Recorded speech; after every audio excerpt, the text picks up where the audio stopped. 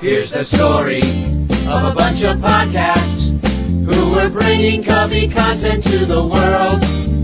All of them did their own show. Unconnected, obsessive baseball nerds. It's the story of a bunch of Cubs fans who are consolidating all their shows.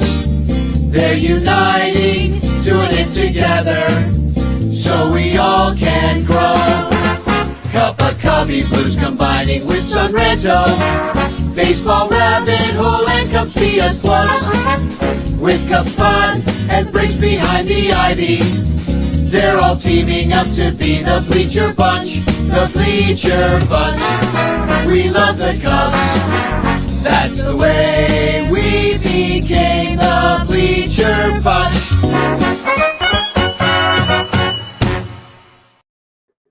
Welcome to the Bleacher Bunch here on the Fans First Network. This show is brought to you by all of our Patreon supporters. Please support us at patreon.com/Bleacher Bunch. But I especially want to shout out Blake Beard and Rogue Wave Creative and all the incredible shows on the Bleacher Bunch Network, like Cubs PS Plus. Mike dropped a show this week. Everybody should listen to it. Cup of Cubby Blue. We did not drop a show this week. We suck. Bricks Behind the Ivy dropping shows. Baseball Rabbit Hole, Cubs Pod, always dropping shows. It's the Daily Show, and of course the Sunranto Show, which owes everybody a show. Anyway, thank you to everybody that supports us. You guys rock. And I'd like to welcome my guest tonight, Johnny Onomatopoeia, well-known Washington Nationals enthusiast. He is the reason they won the World Series in 2019, as is my belief. But tonight he's wearing a Cubs hat that I sent him in the mail. So, well, you won it fair and square. You won that Cubs hat, and so you're just sporting it. Nice. Notice both of us have underbill designs. That's right. I think that's really important. People forget about the underbill, but short people everywhere needs to know who we're rooting for. Not only that, it works for if you're on a show, because everybody's got a camera going up their nose. You got to check for bats in the caves, and you got to check for your fine underbill. Yeah, exactly. I've got boogers and Cubs. So, this show's, I forgot to mention, it's brought to you by In the Clutch Shirts, which they're working on a new Ranter Fest shirt and a Ranter hat for Ranter Fest, which will be August 2nd this year. But more on that later. Also, Matt Kammerer's Permanent Paintings, also working on Ranter Fest designs. That's going to go on the shirt and the hat. You know what I mean? Like, it's all working together, and they sponsor this show. So remember last spring, Danny, for Ranters Fest, late spring, there were the stickers with the urinals and those great graphics. And I saw them around Chicago when I was visiting. It was awesome. There's probably still a couple up because I tape, sometimes I get a little tape happy. And sure. I mean, see, we should tell our history is like Johnny and I were in a rock band in the late 90s, early 2000s called godtheband.com. Sorry, I stole your thunder. But I stole Johnny's line there. But anyway, we used to hang up all sorts of posters and flyers. So I'm kind of a poster flyer guy. Like I've probably hung up more posters and flyers than the average person. Yes, and I don't know if this would happen today, but our bandmate owned the website godtheband.com, and when we had stickers all throughout the city, our thing was putting it on parking meters, and it made the news. And anyway, the city just looked up the DNS and saw our bandmate owned godtheband.com and sent him a bill. It was like a $50 fine for every sticker and flyer. It was this extreme. It was thousands of dollars. And Matt had to go to court and figured it all out. They knocked down the charge. It was, I think we ended up paying only a couple hundred, but still though. And and every time I hang up flyers and posters for either something like Ranter Fest or for Bleacher Bum Band all around Wrigleyville, I'm like, it's just a matter of time before I get Danny, isn't that why you consolidated into the Fan One network? Because now, the cost of your flyers are going to go to Inside the Ivy. Yeah, send it to corporate. Send it to corporate. Not my problem. But So yeah, anyway, that's our history. We go way back, and I want to ask you because you're from the Washington D.C. area. I spent a lot of my childhood there too, about half of it, and we actually went to the same church, like That's so right. randomly growing up.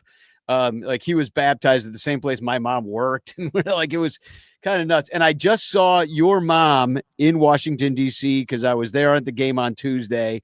Got lots to say about National Stadium and stuff, but I want to put up this picture of you and your mom in Yeah. 2019. This is 2019, I think, when the Nationals were in the World Series. Is this one of the World Series games? No, we're in the outfield. Uh, Playoffs? no, I'm sorry. My mom didn't go to the World Series with me that year. So Okay. yes, these are all playoffs. Mhm. But I heard hilarious stories about how, and you're a man after my heart because I do the same stuff, that you would not buy tickets until the last minute. You were driving your dad, RIP, nuts Yes. because you wouldn't bite, and then you bought tickets in like the second inning, and you went down there. Did you get a good deal? That's all I care about. Oh my gosh, we got a great deal. There's 2 times that stand out in my memory. One was that my mom and I were sitting at her home PC at my parents' house, and the game had started, and we were easily a 45-minute drive away from the stadium. Yeah, you And didn't live that close to no, no. Navy Yard where the Nationals play. And so we bought tickets then and went to a game. But one of my favorites was it was raining and we were driving to the stadium without tickets, my mom and dad and I was driving and refreshing StubHub between my knees as I drove like every 3 minutes, and it was raining, and the thought was like, oh, maybe they'll hold the game and that'll help, but they didn't hold the game. We sat about 6 rows back from the Nats dugout because I was able to get us like $50 tickets each, and we were so close we could see Matt Scherzer's different colored eyes and hear him grunt on every single pitch, and it was wonderful. So it was worth it just to show up late, even because you got great tickets for mad cheap, and just nobody bid on them, and then the price went down. It's all right. Exactly. I think the rain helped, and it was great. Yeah, well, you and I, that's another thing that we connect on. Not only that we played a shit ton of music together, but we're both We're cheap. really I was gonna say thrifty, but Right, sure. But no, we love a bargain. Like we will go up to the beer vendor and we will figure out the alcohol content of the beer versus the amount of ounces that are in that particular beer, because that's how they get you. It's Well, like that was the first time I ever saw it. $10. Was that when I went to Arizona spring training with you, Danny? It was the first time in my entire life, bulk equals a discount. That wasn't the case because we were at one of those Mesa stadiums, and 5 ounces was $5, and 10 ounces was $12. And it was like, wait, that's like you're paying more. Like you need to get 3 small ones. It's how they get you. And it's about so many things. I want to go to the chat real quick. First of all, a lot of people are excited you're here. That's first of all. Bill Sugar's up way past his bedtime. I don't know what he's doing here. It's 8:48, Bill. I don't know if he's got insomnia. He should have been in bed hours ago. Then there's David Elliott also saying the same thing. Johnny! And Bill, also on his way out tonight, before as he falls asleep listening to the show, says we were talking about underbills before, and Bill Sugar says, I haven't had anything under Bill in years. Which is, so Bill just pointing out that he's a top. Oh wait, a bottom. Wait, wait, I get it. Either way, Bill. Terry E's saying greetings, gentlemen, and a bunch of guys are saying chance. So it is hashtag chance in the chat from Tom, Chris, Artie, Patrick Levy, and so thanks for being here tonight, guys. And we do have some baseball to talk about. We'll get to it eventually, but 15 hits. In what total in the entire series? Because that's what it felt like for the Cubs. No, I know. No, the Cubs had 15 hits tonight. That's my only stat. I wrote it down. It says 15 hits. Well, we were facing a guy who I've never heard of. I don't even know who he is. I know the Nats have a lot of good players ever since, because what happened in 2019 is you completely blew up the team almost immediately, started regrouping, got rid of Juan Soto. He ended up on a bunch of different teams, helping them out down the stretch. Um, got the guy that you got for him. One of them was Mackenzie Gore, who pitched a great game against the Cubs in your win during this series. So you're starting to see some of these dudes emerge. Got some nice young players that James Woods, who I always think of the actor. The actor, yeah. It was just like, but you had who's the other guy? Not Ahmed Rosario. He's been around for a little bit, hasn't he? But who's the guy I'm thinking of? Your leadoff hitter. There's a new thing in DC now, which is every sports team does this, where it's not revisionist history, but just wishful history, where they're like, see, good thing we got rid of Soto because this one guy pitched one good game. So it's like that Soto deal was prescient. Yeah, no, I would think that you would do well to have Juan Soto on your team still. Yes, right, exactly. Just like him and a catcher just fielding the whole, like when you have a ghost runner. Well, I mean, but I look at some of your young players and maybe they're about to emerge, but James Woods got 16 homers. The other guy, I mean, we saw the ghost of Josh Bell. Like, I didn't think he was going to make it to second base tonight. No. Like when he was running, Pat Hughes, our radio guy, was like, he's got to hustle. I'm like, oh, we're going to nail him. And we didn't. But I was like, I just imagined it like fat Josh Bell. Throw out from right. Yeah, I mean, he's not a fat man, but he's not a thin man. So, but who am I thinking of? I'm looking it up. Keibert Ruiz. Like, I love him just because his name is Keibert. And but the guy I'm thinking of is CJ Abrams. Yes, who I think right. He's got a lot of promise too. Yes, he's become a staple for sure. Yeah. And he takes over for Trey Turner, who is your favorite player. So they got rid of him almost right away. He's been on the Dodgers for years now.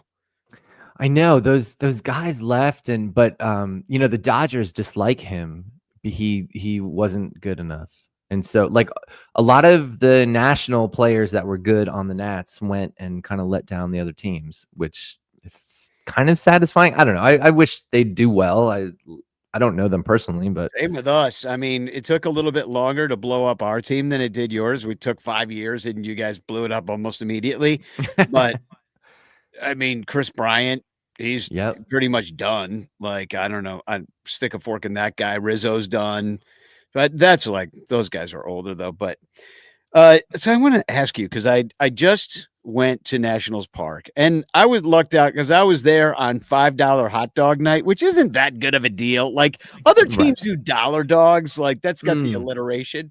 Sure. But but I've had those dollar dogs. They suck. They're like the Aldi Crasdale about to go bad hot dogs. Like they're terrible. The dollar dogs. This was the actual good char Nationals, a plumper, one that actually was as big as juicy. It's filling. So that was worth $5. Isn't it the case that they have to keep the price point at $5 because if they went any lower, just every jerk in the stadium would give a $20 bill over and say, give me all the hot dogs I get for 20, which could be 20 or 10. And then they just start throwing them on the field. And so I think the price point is to prevent littering and harassment. Yeah, but in DC, all that money going around. I mean, and that's what I was saying about the crowd. The crowd was interesting because you could tell a lot of people. Well, let me back up. I was in Nationals Park 12, 13 years ago. Navy Yard was desolate. There was nothing there. There was like a 1980s hotel that looked like it hadn't been updated. It was the whole riverfront was pretty undeveloped. This was about 13 years ago. Now you could tell that, the Nationals being there, that they had some plans. Since I had been there last, it is condo city. There's all these bars and restaurants that line everywhere. The entire riverfront is built up. I didn't even see that 80s hotel. I didn't even see it. I don't know. It's covered up by condos, if it exists at all anymore. So, that being said, it seemed like there were like a lot of young professionals at the game, even though the Nats aren't good this year, that people are showing up to this. It's something to do in DC. And especially for the people that live in the area. Yes, And and they have easy subway access. The metro has more than one stop within a 5-minute walk. And so it's such the opposite of all those years I spent in Los Angeles, where the Dodgers don't want public transportation there, and they don't want people tailgating and post gaming. But the Nationals have built a whole, and then you may not know, but just about a quarter mile away, they built the Audi Stadium, like the car, naming rights for the soccer team. And then national news is that the Washington football team is going to move back to Washington from Maryland. And so they're hoping to follow that. I think the success, one can debate gentrification versus success. But if success to you is condos, then then those voting for the Washington football team are thrilled to see the success that the Nats had. by the way, did you know that your mom still calls them the Redskins? She will not change. She's like, there's where the Redskins train, because there's that big like Michelin tire. Oh yeah, it's like this big white dome. Inflatable. It's an inflatable dome that they practice in, and she pointed it out when we went to lunch. Listen, Danny, my grandfather, until he died, claimed that he was half Indian, and so I think people in my family just throw things around. The canceled Kratos. So, and then they were complaining about this on the radio today, because Ron Coomer was talking about how you used to be able to see the Capitol Dome from where they sat in the press box or in the broadcast box. And now they only see the top of it. So what happened there? Is that a condo that blocked it, or they blocked their own view? What happened? Danny, I'm so glad that came up on the show, and I'm going to tell an indulgent 30-second story that maybe I've told before, but my dad was an architect in Washington, D.C. for about 40 years. He had a lot of success on big projects there.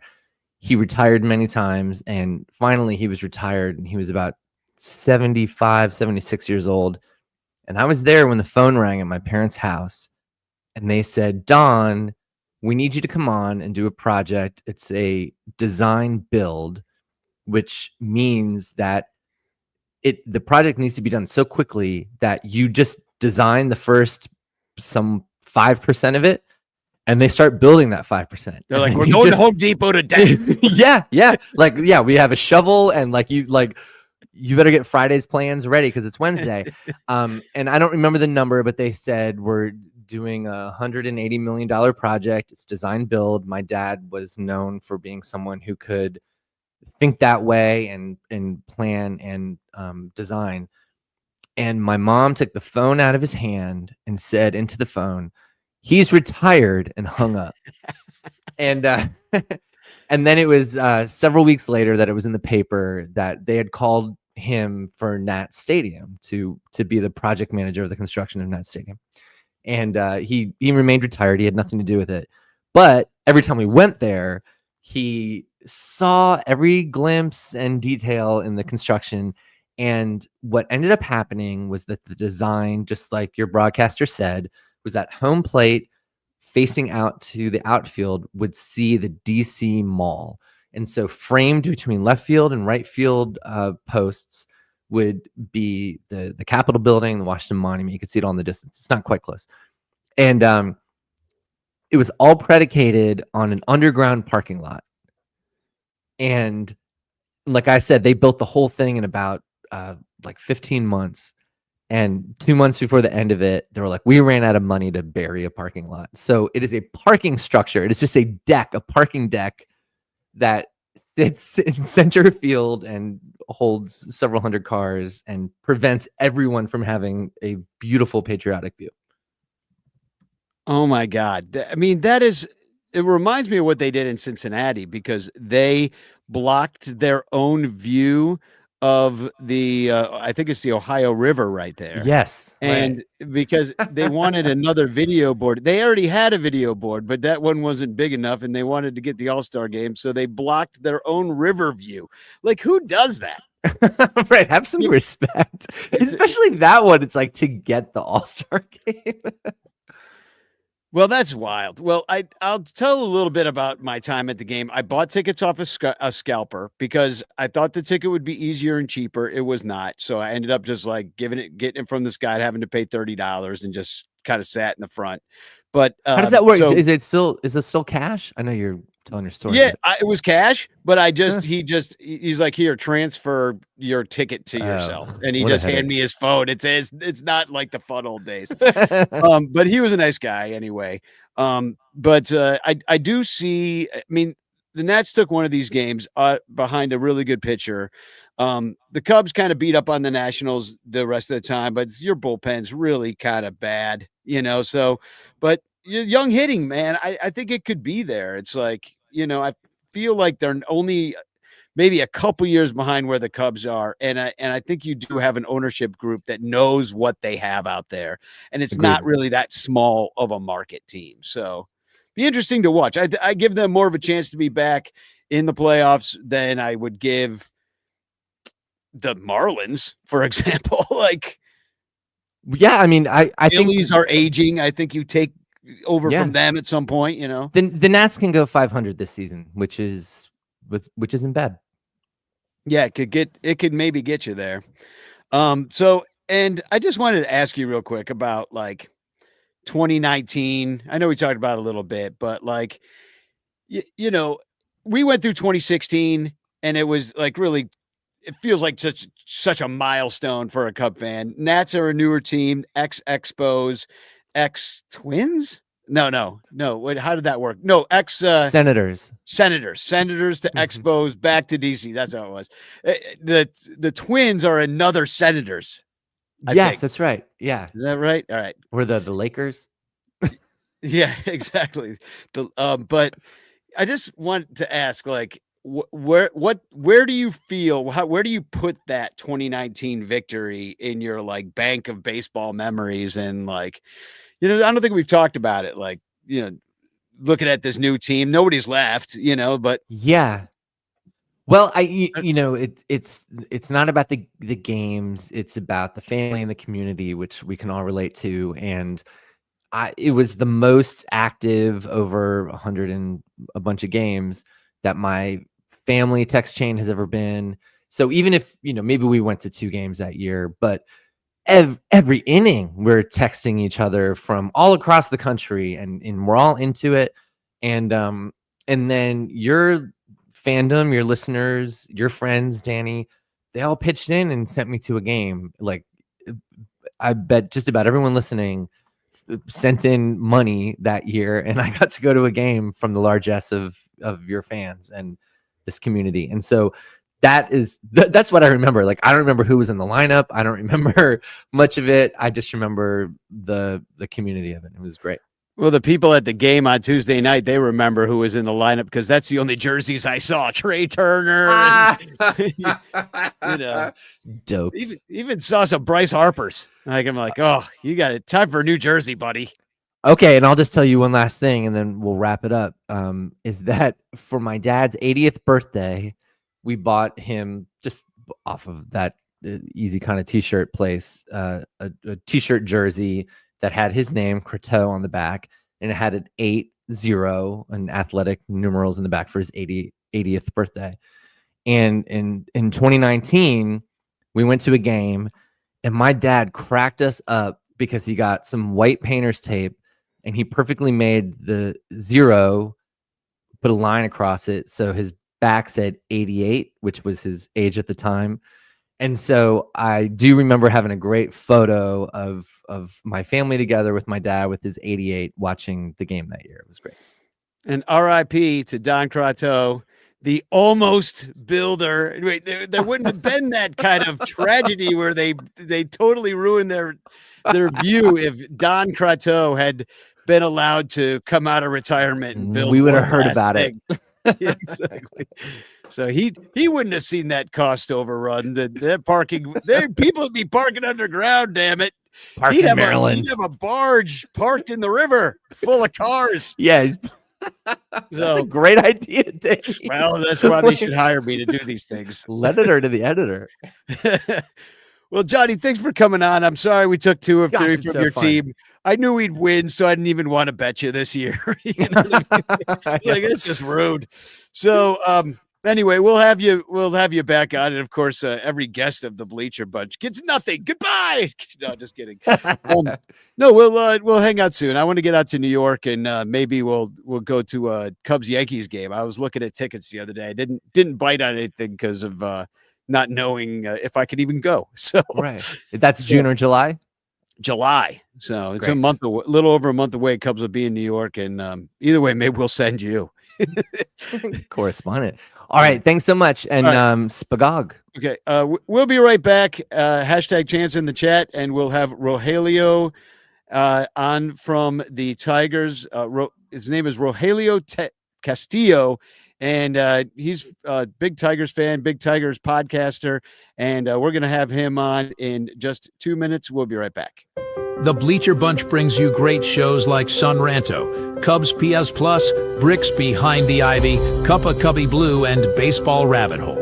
But you could be getting so much more when you subscribe to our Patreon page for as little as $1 a month at patreon.com/BleacherBunch. Get access to our exclusive daily show Cubs Pod, where we recap every single game. Plus, be the first to hear Cubs music, get early access to events, and receive an invitation to join our Discord Cubs community, where fans just like you show up every day to rant and rave about our beloved boys in blue. Most importantly, 10% of your Patreon pledge will go directly to help the Lost Boys Youth Baseball program. So join us. There are perks at every level, like the Renter Calendar, absolutely free, and name recognition for you or your business. We are independent Cubs podcasters, and we need your support. Otherwise, we'll quit. Seriously, we'll all quit. Some of us might even die from your lack of support. In fact, the cutest little puppy you've ever seen will die if you don't support the Bleacher Bunch at patreon.com/BleacherBunch. We promise to spend all the Patreon money on tickets and beer and all the dung crap we have to buy just to keep our podcast rolling. So give us your money, and we'll waste it far better than you will. Patreon.com/BleacherBunch. Free trials are available, but don't do a free trial. Just join, okay? Okay. Patreon.com/BleacherBunch. In the clutch, in the clutch. Buy t-shirts from In the Clutch. Take it from the Bleacher Bunch. You'll love the shirts from In the Clutch. In the Clutch shirts are comfortable, stylish, and guaranteed to get you laid. Plus, they're proud sponsors of the Bleacher Bunch. Use promo code BleacherBunch for 10% off your purchase. Nice to feel and soft to touch. That's why you will get laid so much. Wearing a shirt from In the Clutch. And you can thank the Bleacher Bunch. In the Clutch, in the Clutch. Buy t-shirts from In the Clutch. Remember the code Bleacher Bunch. Save 10% at In the Clutch. In the Clutch. In the Clutch. In the Clutch shirts actually not really guaranteed to get you laid. Welcome back to the Bleacher Bunch. And I want to bring on my next guest just right away. He's been waiting out in the green room for just a moment, and I don't want to keep him waiting any longer. Here's Rogelio Castillo. Welcome to the Bleacher Bunch. Am I saying your name correctly? Yes, you did. You pronounced it perfectly, and thank you for having me on. And I enjoyed the music. It's you might be thinking there's some elements that I'm missing on my own podcast. So that was really nice, especially the plug-in shirt. So that's really cool. Yeah, if In the Clutch shirts, they actually have really good. They've got some different Tiger shirts too. They do all the different players in. They have a player's license, so I'm sure they've got some Tariq Skubal shirts going. Maybe some Javier Baez shirts that they turned from blue to black and orange. Talk about yourself a little bit. You're from Motor City Metrics podcast and also the Tigers ML report. What do you do on those two outfits? So my buddy Chris and I have been running the Tiger Manic report since 2019, and we cover basically everything, all things Detroit Tigers. And so originally the Motor City Metrics podcast was something that we were doing just Tigers based off of when we were over at fan side of Motor City Bengals, and so but the people wanted a demand for minor league coverage, and we started doing that, and all of a sudden it's kind of become. We just hit 20,000 followers on Twitter, and it's been a growing every year. It's growing a little bit, and so we do a top prospect list, and we write about the Tigers, and because of that, I'm able to get in the Baseball Writers Association. So I'm beyond grateful for the fans, in Detroit Tiger fans, but baseball fans in general, that have a outlet to talk baseball all the time, and it's something that I thoroughly enjoy. That's beautiful, especially because it sounded like you started very organically, and it was your love of the team and of the game that brought you all your everything you've got now with all the fans and 20,000. Congratulations! It's quite a milestone, and you must be super excited about the year that the Tigers are having so far. They're the best team in baseball, and I mean, was that something that you saw coming? I mean, it's not like the Centrals in the AL is a powerhouse, but still to be the best team in baseball when you got to play all the teams. We're over a third through the season. You must be feeling great about it. Yeah, I am, and I honestly, the way the injuries have laid out with Parker Meadows early on, now he's back in the lineup. I didn't expect Javi Baez to come in. I mean, to be fair, I think a lot of Tiger fans have been very harsh on him because of the contract and the numbers weren't there. But when he's a guy that, historically speaking, when there's runners in scoring position, has been able to hit.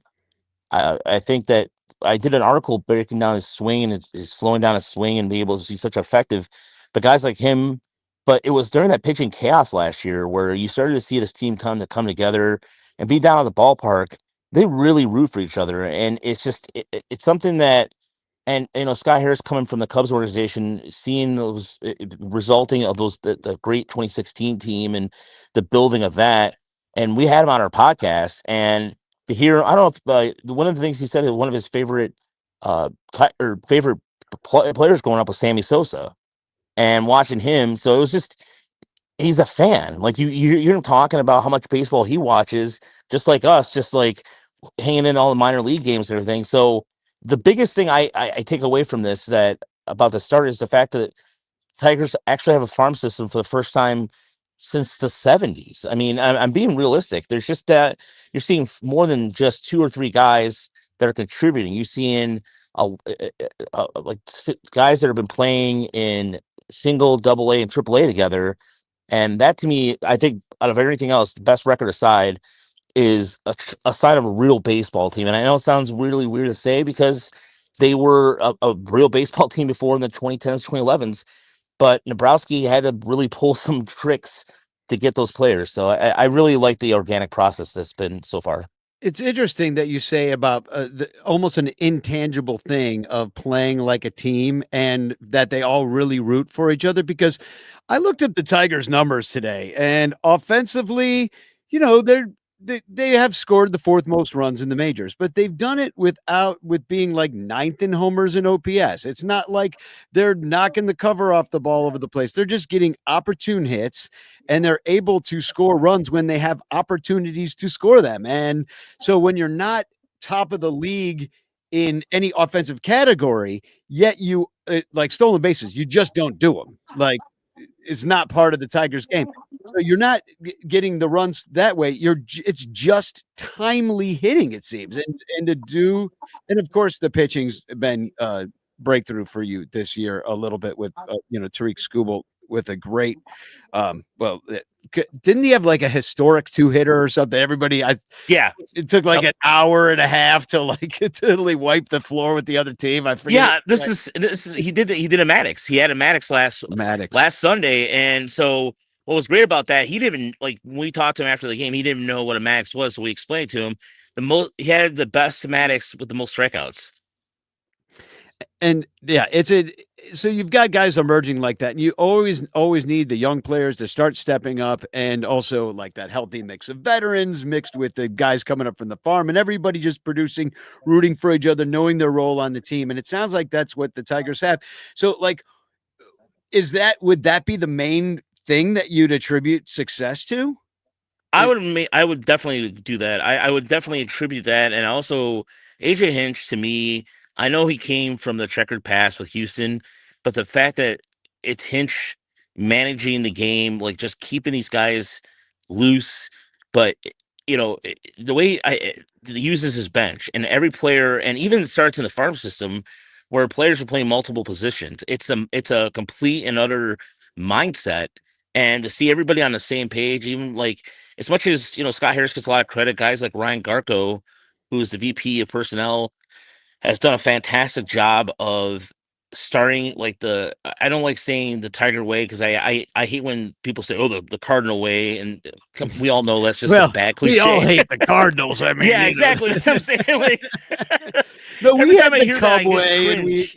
Yeah. that's Cub. They always do these like dumb, like it reminds me of like those corporate environments where like the CEO tries to tell you you're all a family about 6 months before you get a pig slip.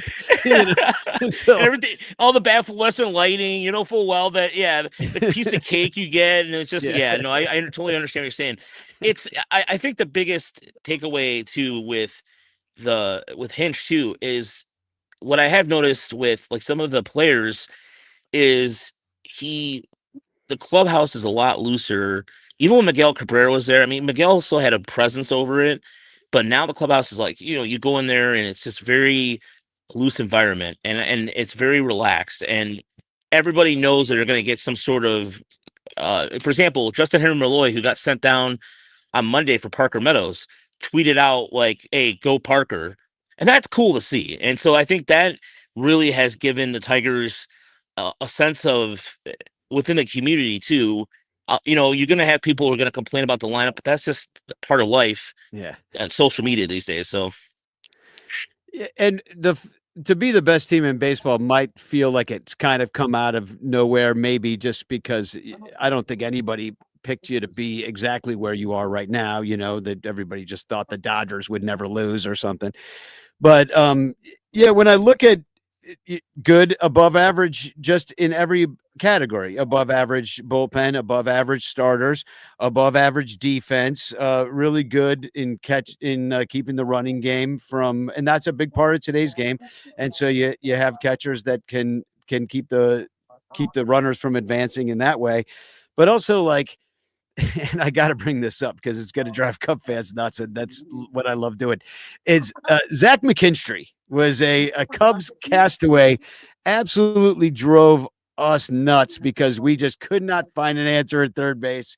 We gave this guy every shot in the world coming out of the Dodgers. It did not work out at all. We had 17 third basemen one year. It was just terrible, but he's doing pretty well for you guys. So I just want to point that out to all Cub fans. What do you think of Zach McKinstry?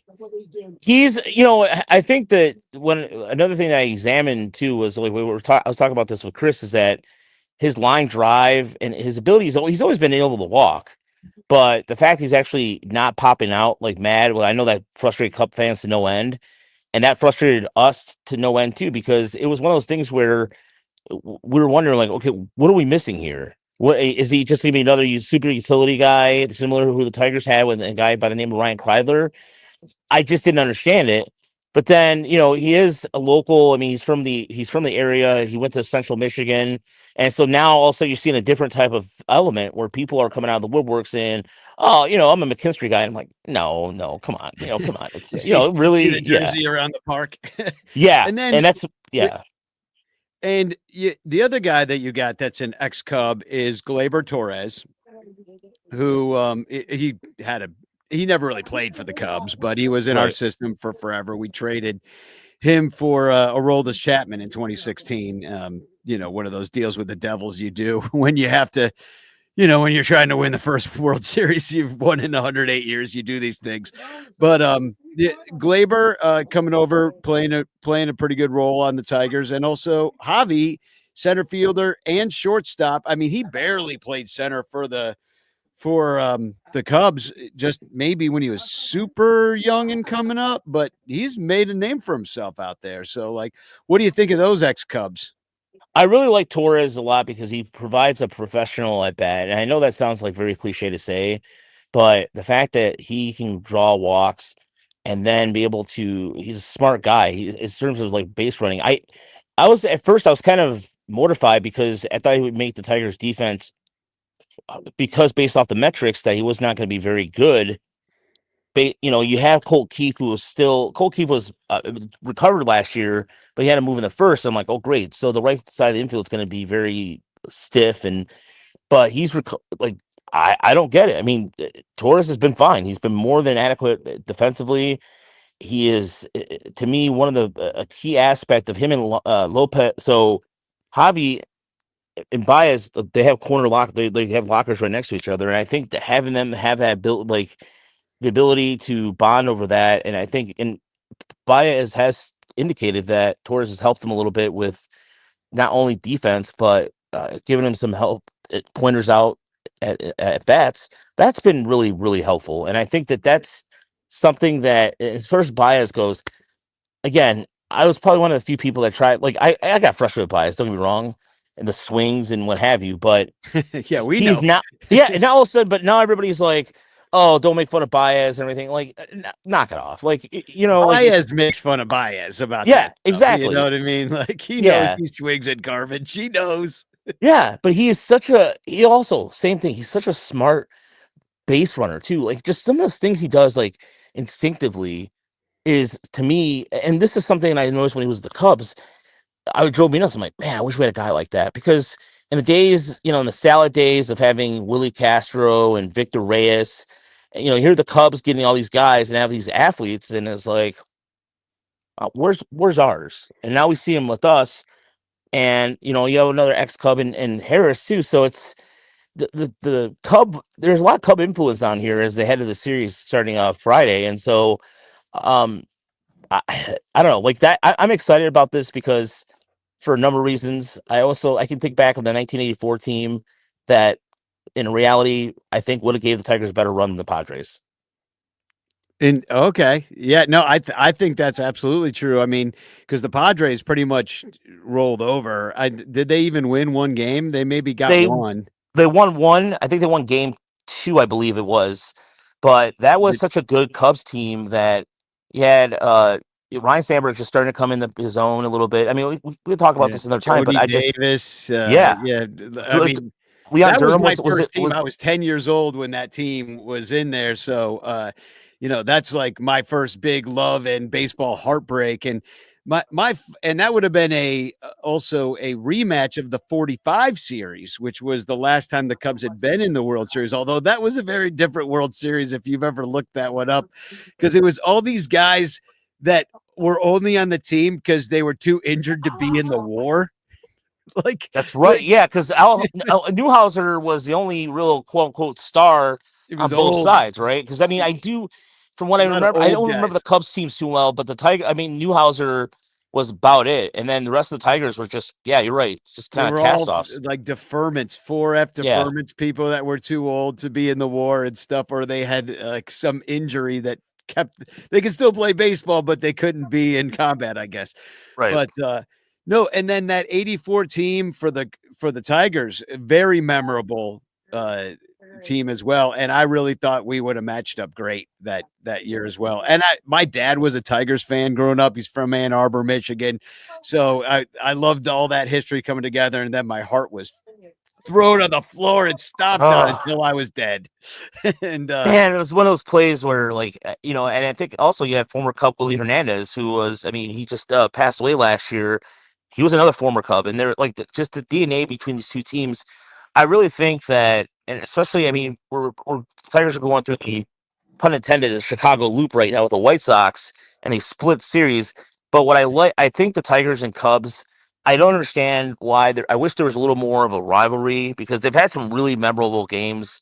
Daniel Norris hitting that home run in Wrigley Field as a pitcher. There's been some fun games, but for whatever reason, the league wants to force us with the Pirates, and I never understood that. Yeah, well, we're stuck with the White Sox, and unfortunately, you were stuck with the White Sox here in Chicago this week. I mean, how did you split with the White Sox? Like, that's gotta. I mean, they must have your number a little bit. They see you so much. They're kind of built to beat you, if they're built at all, which I don't think they are.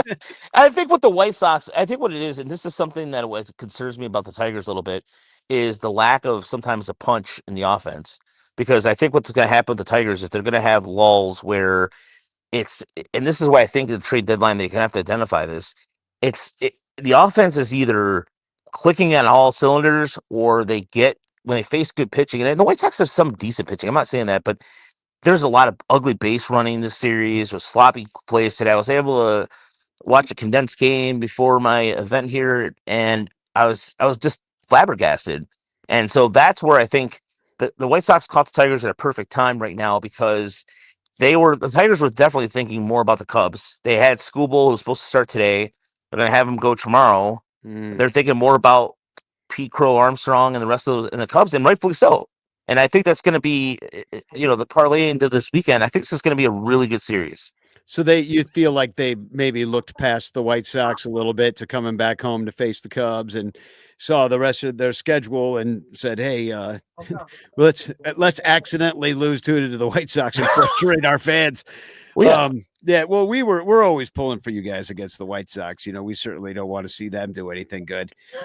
That's the true Cub fan. Like, we're really not that big of rivals, except for like their fans. They're always eating crow like all the time and being bitter jerks to us. So like we have no choice but to hate them back. We just don't have a choice. We've tried to be nice. We've tried. But yeah, and we're not really doing the same. I mean, our top two guys are hurt. One of them's not coming back in Justin Steele, and the other one's not going to be back for a bit in Shota Imanaga. So we're throwing Ben Brown at you, I think, tomorrow, who's got some good stuff. We've seen some good things, but he's a young guy who isn't very consistent at this point in his career. He could give up 8 runs in the first inning, or he could strike out 8 in the first 3. I don't know which Ben Brown will get, but he has got his work cut out for him against Tariq Skubal, who's really come into his own. Maybe he's a Cy Young candidate even. 226 earned run average at this point. He's been in the league a little bit, highly touted for a long time. As he turned a corner, is he going to win the Cy Young? I think Garrett Crochet can make a case, and I'm glad the wins and loss records don't matter like they once did, because Garrett Crochet would be kind of screwed, but their numbers right now are like even right now. And I think what we're watching right now with Skubal is special, because Tigers, traditionally speaking, outside of Mickey Lolich, left-hander wise, they haven't really had a strong left-handed pitcher in the last 15, 20 years. And so what we're watching right now, especially with this changeup when it's on point, the control, the lack of walks, it's phenomenal. And I think this is a good matchup for him, especially the Cubs, who are a team that can draw a lot of contact. And so even with all the injuries aside, the Cubs have been taking advantage of a really weird NL Central. And we say weird because it's so inconsistent. And outside of the Pirates being the Pirates, everybody else seems to be like, the Cubs are able to stand out with that young core and able to like, for example, Pete Crow Armstrong. I watched him several times because South Bend playing West Michigan, and watching him, I knew he'd be a pain in the butt kind of player, and that's exactly what he is. And the fact that he's already got 3 war season, he's a guy who's can hit the drop. He's going to hit those line drives at Comerica Park, and I think he's going to be a pain in the butt this weekend. I really believe that. I haven't seen a player this all around exciting since Javier Baez in a Cubs uniform as Pete Crow Armstrong. And it's funny because that's who we traded to the Mets to get Pete Crow Armstrong. He was injured at the time, and then we had to wait for him to come back. But when he did finally emerge, it was a little slow going his first year in a Cubs uniform. But oh man, it's just like with the speed and the power that's now emerging this year, and just the timely hitting. So yeah, I mean, we've done well against good pitchers this year. The Cubs have. So, I mean, they've proven they can kind of hang with anybody. So it should be a good game tomorrow. But your offense has an opportunity possibly in this series here. Then we got Tyone versus, is it Cater Montero? What? Cater Montero. Yeah. On Bat Sling Cooler Night out at the old ballpark. Fireworks on Friday. Yeah. And you were talking about like if you're looking for a place to go get some food, by the way, if you're honestly, there's a lot of choices. Detroit has been very getting as far as like newer places to check out. Like there's we were talking about Greektown a little bit.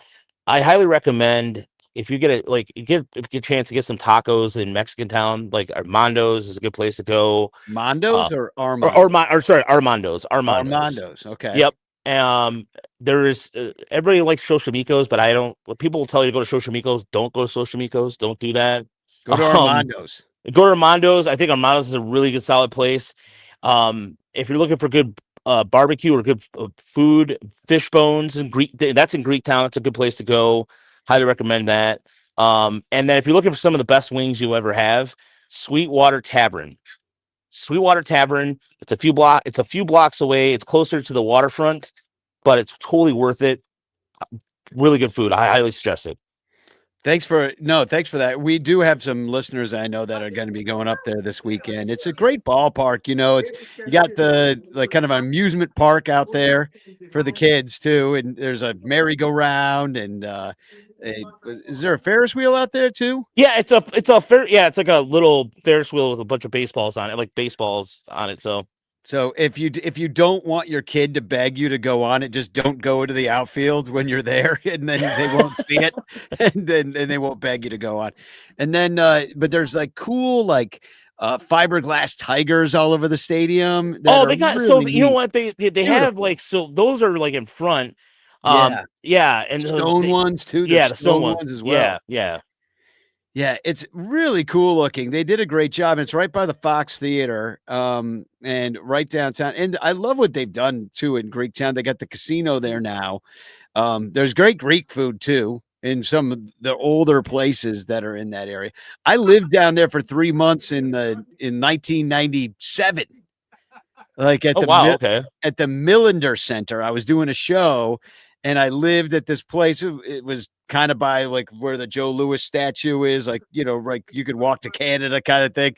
But it was, I love Detroit. What a cool town that is. I had really fun summer there, spring, summer. But my one regret was I was busy every night and I never got to a Tigers game because the old Tiger Stadium was there at the time. And we left on early April and I missed it. And so sad. But the new ballpark is really one of the better ones that I've seen.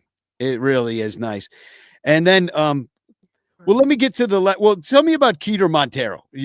This guy, he's any good? I mean, I never heard of him. So Keter Montero is the first international Tigers starter they've had in a while where they've been able to develop him.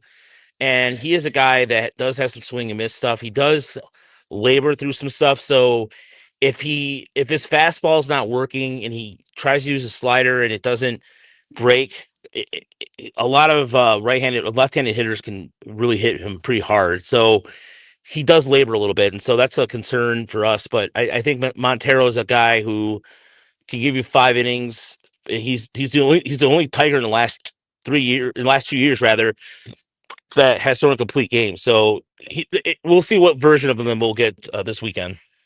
Well, it should be a pretty even match. He's going against Jameson Taillon, even though they're different ages and stuff. That's pretty much what Jameson will give you too.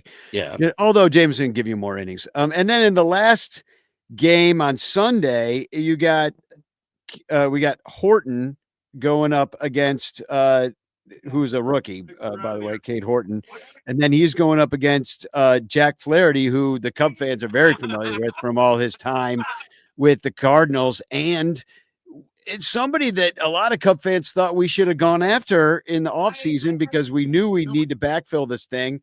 And Flaherty's been doing an adequate job, wouldn't you say? Yeah, Flaherty's been the exact veteran starter the Tigers needed. He's a guy that goes in there and does what he has to do, and he's a good veteran leader. And with that knuckle curve he has against a guy like Horton, who I've watched him play against when Iowa played Toledo, that's going to be a good matchup. You got 2 different guys going against each other, where sometimes Flaherty's velocity has been inconsistent this year, but again, when he has that knuckle curve going, it gives him a different element to him. And I think the Tigers have done a really good job identifying when he is off his game and what makes him better. So you got the 1-night game, 2-day games as God intended. And are you going to go to any of these suckers? Yeah. I will. So I'm coming back into town tomorrow, and I will be there Saturday and Sunday. Tomorrow I was going to think about it, but I've been traveling a little bit this week, but I'll be back in town I'll be covering the game Saturday and also covering the game on Sunday.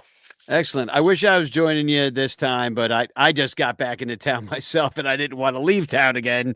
Yeah. As you might understand, I was actually at this Washington Nationals Cubs game on Tuesday. So I just got back from that. And well, thanks for coming on. I hope to have you some other time. And of course, everybody's saying in the chat that they're, for example, David Elliott says, Rogelio hates the Cardinals. One of us. So thanks for being here tonight. I'll let you get back. I know you're on a business trip and just finished an event, but I'll let you get back to it. And hey, good luck this weekend. And hey, maybe the next time we talk to each other and we talk about baseball, it's because both of our teams are playing in the World Series. You know what? That would be the dream. And thank you for having me on. I love hopefully when you come into town, we'll get some wings or whatever. And I look forward to, we'll have you on our show sometime soon as well. And again, appreciate the opportunity. Yeah. Thanks, Rogelio. It's nice chatting with you about the Tigers, and have a great trip back to Detroit and have fun at the old ballpark. Have a good evening. Later, brother. All right. Well, thanks. New guest on the Bleacher Bunch there with Rogelio Castillo. Check out his podcast. It's the Tigers ML Report, Motor City Metrics podcast. It's really the best way to find out about what's really going on with any of these teams. Otherwise, you got to hear it from the players. You listen to a podcast of an opposing team. So just a couple of quick announcements and we'll get the heck out of here. First of all, hashtag chance in the chat. Robert Sanchez is here doing it, as is Corey Furlong. Happy birthday to Corey Furlong, by the way. His birthday, I believe, is this weekend, Saturday, maybe, something like that. Very soon. So happy birthday to him. And I wanted to mention that in a couple of weeks, the Bleacher Bum Band is going to be playing Postgame June 21st at Output, right there in Wrigleyville, Output Wrigleyville, right up there on Clark. So come on over if you're at the game on Saturday, June 21st. We'll be at Output. The show is free. We're rocking for free. So come on over and hang out. I also wanted to announce that I've done a little work on Ranter Fest. We've set the date, August 2nd. It is unfortunately the exact same weekend as what's it called? Lollapalooza. So, oh my God. So I would, if you would like to come, I would highly suggest you get your housing sooner than later. I can suggest a few places. Maybe some people want to go in on a house together, save a little bit of money, maybe get a 2-3 bedroom and everybody kind of pitches in on that. I could be helpful with that. So contact me if you're having trouble finalizing your plans and you'd like to come, but I'm going to drop a link in the chat. It's just sunranto.com/ranterfest is where you get your tickets. It's only $30. I forget what I put. Anyway, it's something like that. And that's just to kind of cover our costs, but also every single dime that we raise is going to go to the Lost Boys. And last year we raised a few thousand, and really what we try to do is give people like the information on Lost Boys and who they are. And Tom Cooper says $25. There you go. Thank you. I forgot what I charged. But yeah, so if we can pack the place, maybe we could raise a couple grand. We'll have raffles. We'll have prizes. We'll do like the trivia that we did last year. We also have comedians. First, Billy DeVore's coming in for it. So he'll be one of the comedians. And also Joe Kilgallen will be performing, and this will be at the after party. So we have a before party and an after party on August 2nd. The before will be at Almost Home. The after party will be at Output, and the band will play as well. So anyway, and if you want to get tickets to the game, get them yourself because you're just going to get better seats that way. I would love to get a situation where we got group tickets, but it was up in the corner behind a pole for $80. And I'm like, I can't in good conscience say, hey, pay $80 for a crap seat. No, I won't do it. And so a bunch of us are going to either watch at the bar or we'll go over maybe for a little bit and watch over at Ball Hawk Corner on the corner of Kenmore and Wavelands. So you can either buy your ticket, get that now so that we're kind of so I can give them a number of how many people are going to be at this thing, and also join the Partiful. And there's also a Facebook as well. But there's a Partiful, there's a Facebook. Join all that stuff, share it. Let people know we're doing this. Should be a fun get together. I can't wait to see everybody. And that's pretty much it. That's the show. A little bit light. Last week we had Jewish Jonah and a bunch of people rolling through. This week we had Johnny and we had Rogelio. So it's a little bit different of a show. And Sun Ranto will be back this weekend. Also, me and Sarah have been playing phone tag about a cup of Cubby Blue, but I do want to mention that Mike Waller is back with the Cubs PS Plus, so check that out. And if you haven't gotten a chance to listen to Bricks Behind the Ivy show and interview with Bob Kendrick as they talk about the Negro Leagues being included in MLB The Show, highly recommend listening to that as well. It's all available on the Bleacher Bunch, and it's available ad-free if you support us at patreon.com/Bleacher Bunch. So hashtag chance in the chat, and I will pick a winner for tonight's chance giveaway, where you will win a Frank Chance postcard sent to you by me with a message of love and doom. Here we go. I'm picking one. I saw the name going around here. Oh, and he's the winner. It's Andy Wells. I'm going to get a chance to possibly deliver this chance postcard in person as he's coming into town on Thursday. He just texted me and let me know that he'd love to have a beer with me. I'd love to have a beer with you too, Andy. We'll see you next week. Well, I will deliver that in person. Corey's going to be going to the Negro League Baseball Museum next week, so that's awesome too. Say hi to Bob. Hopefully he's there and you can see him because he's a great guy to talk to. I mean, that's the understatement of the year. So congratulations, Andy and Corey, for your birthday. Thank you to Johnny and Rogelio. And we got the Tigers. We just won 2 or 3 from the Nationals. Time marches on. Hope everybody's doing great. And we'll talk to you after the weekend. So spagog, y'all. And I'm going to play this song.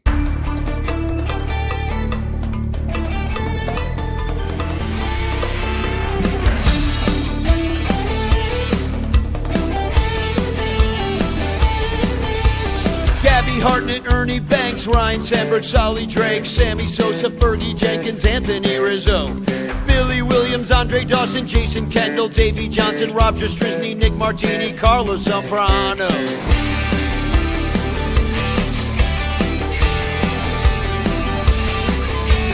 Kerry Wood, Frank Chance, Charlie Root, Bill Hance, Mark Grace, Leon Durham, Ted Lilly, Sparky Adams, Johnny Evers, Bob Rush, Jody Davis, Guy Bush, Manny Trio, Eddie Stanky, Billy Herman, Hank White. The Chicago fire had just kept on burning from the South to Irving. In the Chicago fire, Wrigley would have burnt up, but it wasn't built yet. Woody English, Johnny Kling, Lenny Randall, Jen Tang, Jimmy Ryan, Aaron Heilman, Bill Madlock, Mark Pryor, Jack Pfister, Lon Warnicki, Chris Bryan, Stan Hack, Cy Block, Lou Johnson and Brock, Ron Say, Vic Keane, Dexter Fowler, Willie Green, Kevin Foster, Sheriff Blake, Ryan Dempster, Sammy Drake, Bill Lee, Rick Sutcliffe, Jimmy Slagle, Lee Smith, Ray Sanchez, Mike Perez, Aramis Ramirez. Chicago fire had just kept on burning from the South to Irving. In the Chicago fire, Wrigley would have burnt up, but it wasn't built yet. Larry French, Derek Lee, Kenny Lofton, King Kelly, Mel Hall, Cleo James, Rick Russell, Junior Lake, Cap Benson, Hippo Vaughn, Gary Matthews, Gene Mock, John Lester, ML Cush, Harry Steinfeld, Glendon Rush. Kiki Kyler, Tom Burns, Greg Maddox, Pete Lecoq, Doug Glenville, Les Mann, Bobby Scales and Scanlon, Hank Sauer, Cal Hendricks, Larry Jackson, Bill Pappas, Jake Fox and Arietta, Phil Cabaretta. The Chicago fire had just kept on burning from the South to Irving. In the Chicago fire, Wrigley would have burnt up, but it wasn't built yet. Terrence Gore, Sam Full, Hill, Bruce Suter, Travis Wood, Jeff Reed, Bill Krieg, Larry Cox, and Schlafly, Sergio Alcantara, Steve Lake, Albert Almora, Dave Clark, King Cole, Marlon Bird, Ron Santo, Bob Buell, Steve Trout, John Baker, Three Finger Brown, Rick Monday, Cal McVeigh, Jeff Pico, Felix P.A. Chicago fire had just kept on burning from the south to Irving. In the Chicago fire, Wrigley would have burnt up, but it wasn't built yet. Ed Rulbach, Bill Dolan, El Tapine, Zimmerman, Ray Mack, Max Flack, Matt Stairs, Ian Happ, Andy Popko, Marvell Wynn, Mitch and Otto Williams, Scott Bolett and Sanderson, Bob O'Farrell, Rick Wilkins, Dansby Swanson, Silver Flint, Javi Baez, Danny French, Chad Godin, Peaches Graham, Ray Grimes, Dennis Lamb, Jimmy Sheckard, Bobby Bonds, Larry Boa, Jim Edmonds, Chris Burrell, Hiram Bithorn, Brian LaHare, Daryl Ward. Chicago fire had just kept on burning from the south to Irving. Then the Chicago fire would have burned the Cubs in 1871.